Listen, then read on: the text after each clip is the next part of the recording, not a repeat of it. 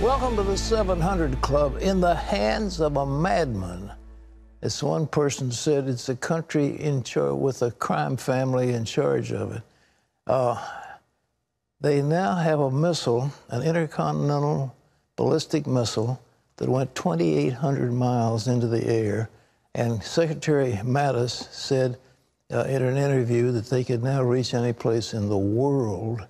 If they have a nuclear warhead at the cone, which can survive the re-entry into Earth without burning up, that would be the most frightening thing. Any city in America could be subject to being blown up by these crazy people in North Korea.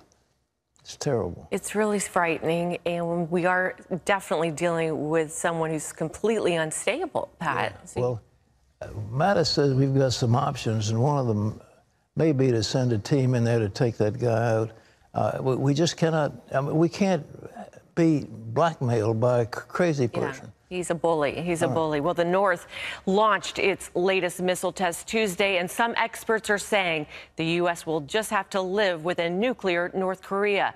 But President Trump calls it a situation we will handle. National security correspondent Eric Rosales brings us the story. North Korea's latest ICBM missile test is the most advanced we've seen yet. It traveled 54 minutes in a height of about 2,800 miles into space. That's 10 times higher than the International Space Station. A Pentagon spokesman told CBN News the missile traveled eastward about 1,000 kilometers before splashing down in the Sea of Japan, within Japan's economic exclusion zone. It went higher, frankly, than any previous shot they've taken. It's a research and development effort on their part to continue building ballistic missiles that could threaten everywhere in the world, basically. Defense Secretary James Mattis said South Korea did fire a precision missile strike of its own just minutes after the launch in a show of retaliation. The bottom line is it's a continued effort to build a threat, a ballistic missile threat that endangers world peace, regional peace, and certainly the United States. President Trump was briefed while the missile was still in the air. We will take care of it. It is a situation that we will handle. Before the test, North Korea had fired 22 missiles since February. A recent assessment by the Defense Intelligence Agency indicates the North could be prepared to produce a nuclear-ready ICBM as early as next year. The United States has called for the UN Security Council to hold an emergency meeting. That will take place later on this afternoon. Eric Rosales, CBN News, Washington. Thanks, Eric. Well, the South is saying that the North has gotten their nuclear program together, that they have all the testing they need. The question is, again, the re-entry, the heat that comes, do they have an adequate heat shield on the nuclear tip of one of these intercontinental ballistic missiles? If they do, there's not a city in the United States that is not under threat. And the fact that they can come over the poles and strike that way, that they can come at various ways, they can put these things on ships. I mean, it is just a nightmare scenario that a little backward country like North Korea could hold us captive. And this, ladies and gentlemen, I want to point out very clearly, I was in Korea with the Marines during the Korean War, so I know what I'm talking about.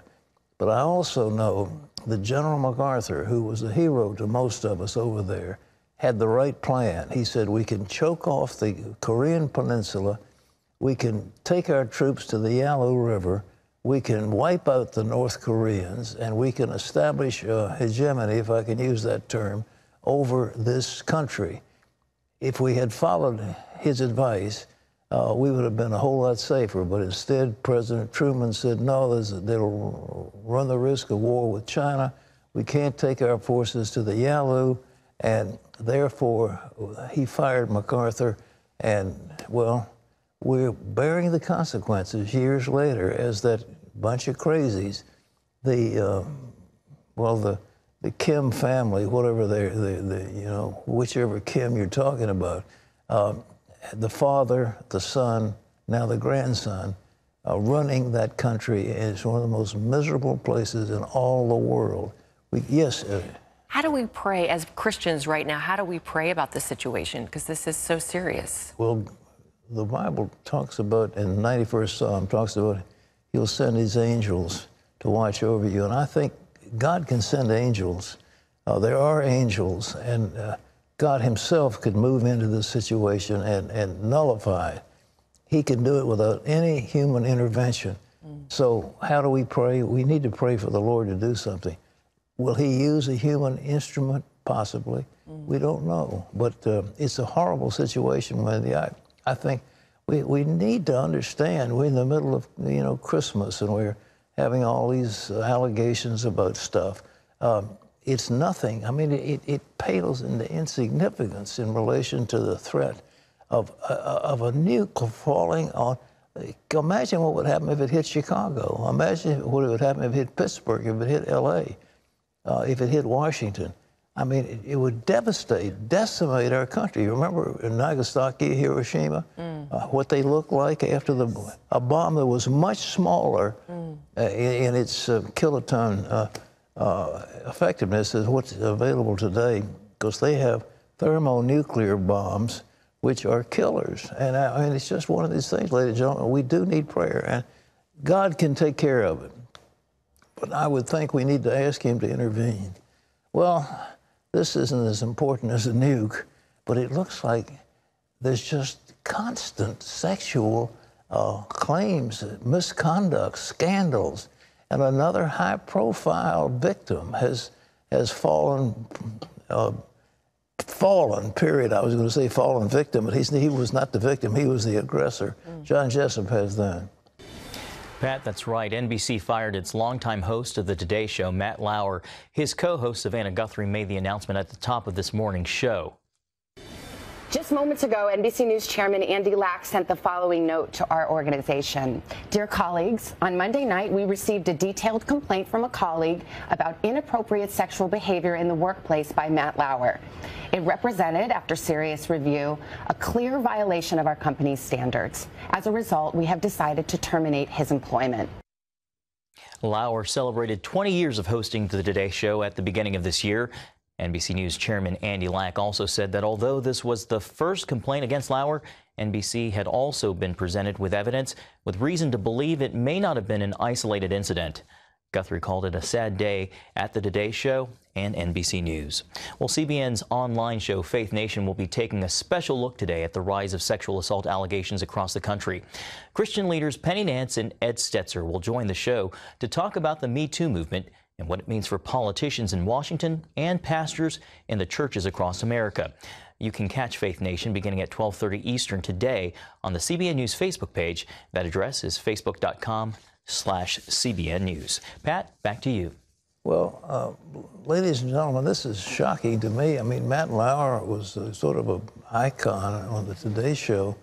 Do you understand what's going on? Completely shocking. When I woke up this morning and saw, the hashtag Matt Lauer on Twitter, I'm like, what's going on with Matt Lauer? And that was not what I was expecting. I expected it was going to be he was somewhere doing a story.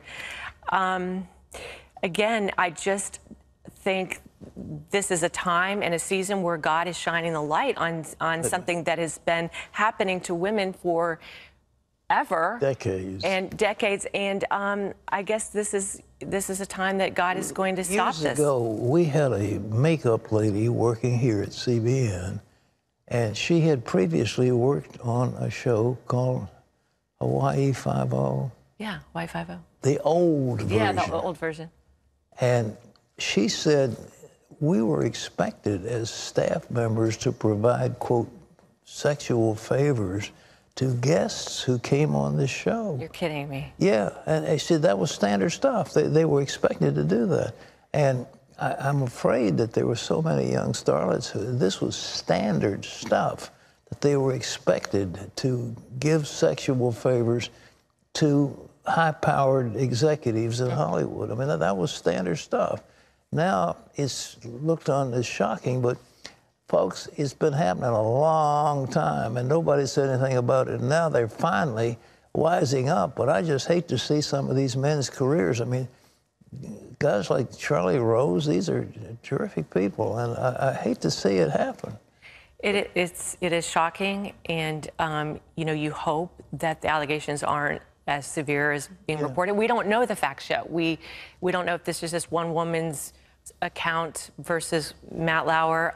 We don't know, but we just pray. These guys don't have a trial either. They don't have the rules of evidence to force these accusers to come forward with, the preponderance of evidence is what you'd get in a trial.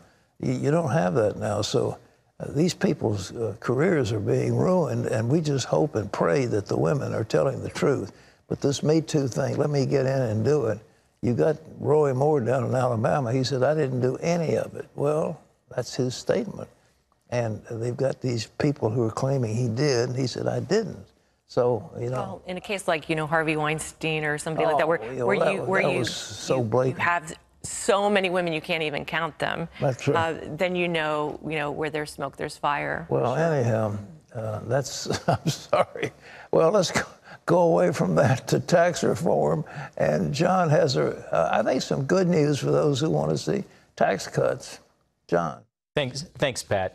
Tax reform is moving forward here in Washington, but it still has to clear significant hurdles, even as a threat of a government shutdown looms over the Capitol. Heather Sells brings us the story. Senate Republicans have advanced their tax reform bill after the Budget Committee passed it on a party-line vote. Now the task is getting it through the full Senate. It's a challenging exercise. Think of sitting there with a Rubik's Cube, trying to get to 50. Republicans need 50 votes to pass the bill. They control the Senate with just 52 senators. That means they can only afford 2 defectors, and right now, half a dozen or more are up in the air. One concern, a mechanism to automatically trigger tax increases if annual economic growth goals aren't met. The New York Times reports that Senator John McCain could sink the whole deal, as he did with the move to repeal Obamacare. McCain has praised parts of the bill but could still vote no. The president spent Tuesday pushing reform on the Hill. He was supposed to meet with the Democratic Senate and House leaders, but it all fell apart. Trump tweeted, "I don't see a deal," and then Chuck Schumer and Nancy Pelosi backed out. The president said, "I don't see a deal," 3 hours before our meeting. Flanked by empty chairs representing Schumer and Pelosi, the president went ahead and met with Republican leaders Mitch McConnell and Paul Ryan. They decided not to show up. They've been all talk and they've been no action. If no action continues into next week, it could spell trouble. A temporary spending bill expires December 8th, and a new one is needed to prevent a government shutdown. Heather Sells, CBN News. Thanks, Heather. Well, the stock market exploded yesterday after the Senate Budget Committee approved the tax reform bill. And more good news on the economy today. The government reported the economy expanded at a brisk 3.3% in the third quarter. And Pat, that's the fastest in 3 years. Well, it's amazing. The Congressional Budget Office is scoring this tax cut with a GDP growth of about 1.8 or 9%. And we haven't had anything that low for years. And if we do, it's a capitulation to trouble. I mean, the 3% to 4% is more standard. And if that's the case, then they will not have the deficits they're talking about.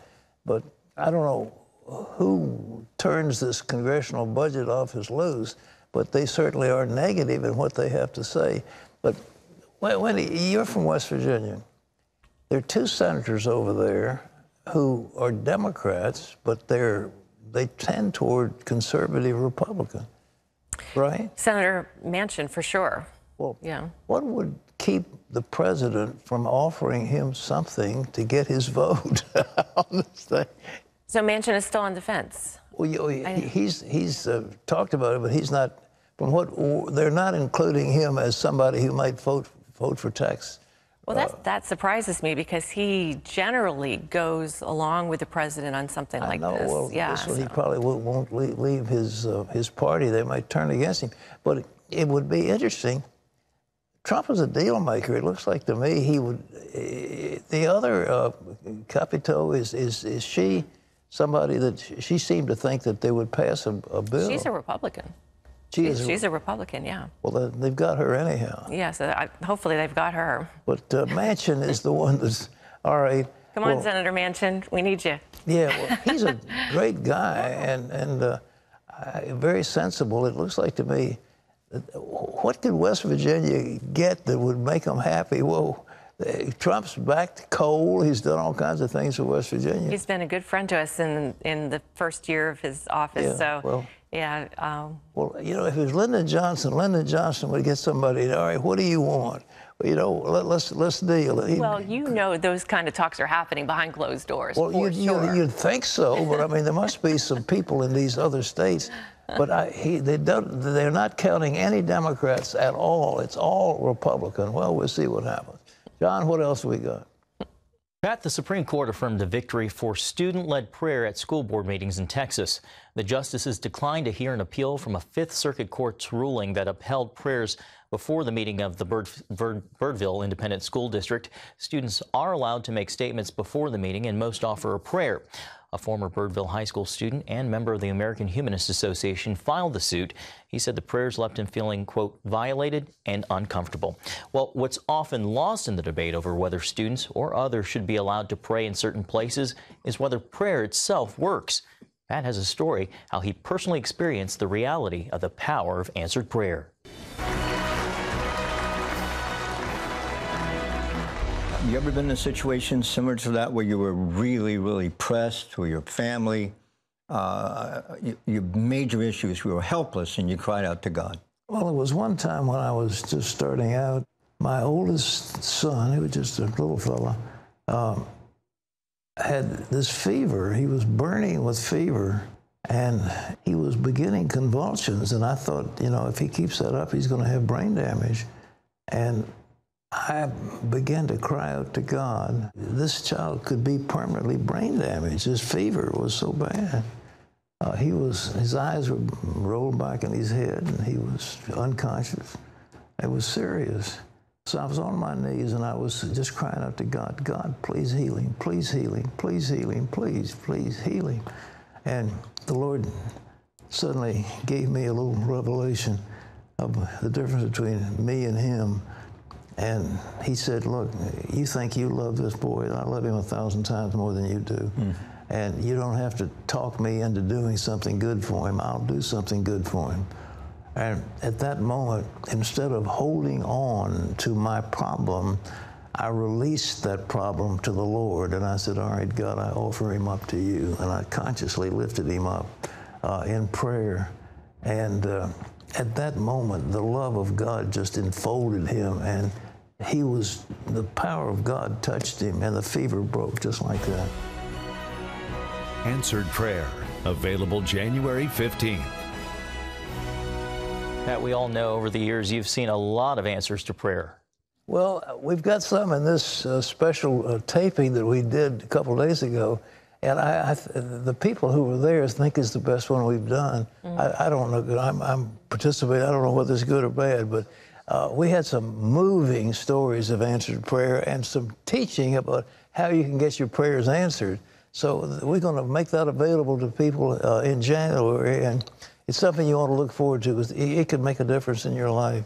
I love that story. I've heard that one before, and it's just such a powerful story of what God did in your own life. It really is. But we've got a number of others that I recount, you know, along the way about hindrances to prayer, hindrances to answers to prayer, the successful prayer. That's what people want to know. How do I get my prayers answered? Well, this is going to be a teaching. Tell you how to do it, and we'll make it available in January. So keep your eyes open.